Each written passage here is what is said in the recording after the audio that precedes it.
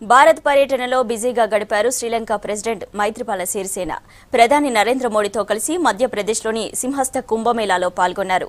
భారతీయ సంస్కృతిని కొనియాడారు. బౌద్ధ విహారాన్ని పరిశీలించి భారత్ శ్రీలంక మధ్య చారిత్రక సంబంధాలను మెరుగుపరిచారు. మధ్యప్రదేశ్లోని ఉజ్జయినిలో జరుగుతున్న సింహస్థ కుంభమేళాలో పాల్గొన్నారు ప్రధానమంత్రి నరేంద్ర మోడీ. ప్రధానితో పాటు శ్రీలంక అధ్యక్షుడు మైత్రిపాల సిరిసేన, లోక్సభ స్పీకర్ సుమిత్రా మహాజన్లు వైచారిక్ మహాకుంభలో పాల్గొన్నారు.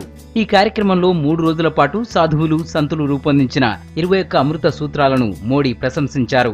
భారతీయ ప్రాచీన సంస్కృతిలో భాగమైన పండుగలు సొసైటీకి కొత్త మార్గాలను చూపిస్తాయన్నారు. उज्जैन के इस कुंभ में संतों के आशीर्वाद से एक नया प्रयास प्रारंभ हुआ और ये नया प्रयास एक प्रकार से उस सदियों पुरानी व्यवस्था का ही एक मॉडर्न एडिशन है।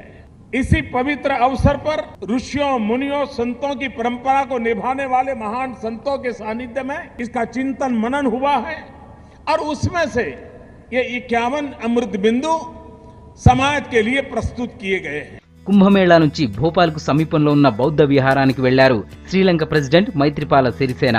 ఆ రాష్ట్ర సీఎం శివరాజ్ సింగ్ చౌహాన్తో కలిసి సాంచిలోని బౌద్ధ స్తూపాన్ని సందర్శించారు.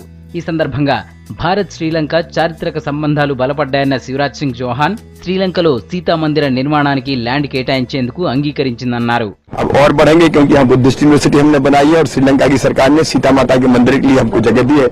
मध्य प्रदेश सरकार वहाँ सीता माता का मंदिर बनाएगी तो बुद्धिस्ट यूनिवर्सिटी और सीता माता का मंदिर भारत और श्रीलंका को और जोड़ेंगे, संबंधों को और प्रगाढ़ करेंगे. 2 రోజుల పర్యటన కోసం ఇండియా వచ్చిన సిరిసేన తన టూర్తో ఇరు దేశాల సంబంధాలను మరింత బలోపేతం చేసేందుకు ప్రయత్నించారు.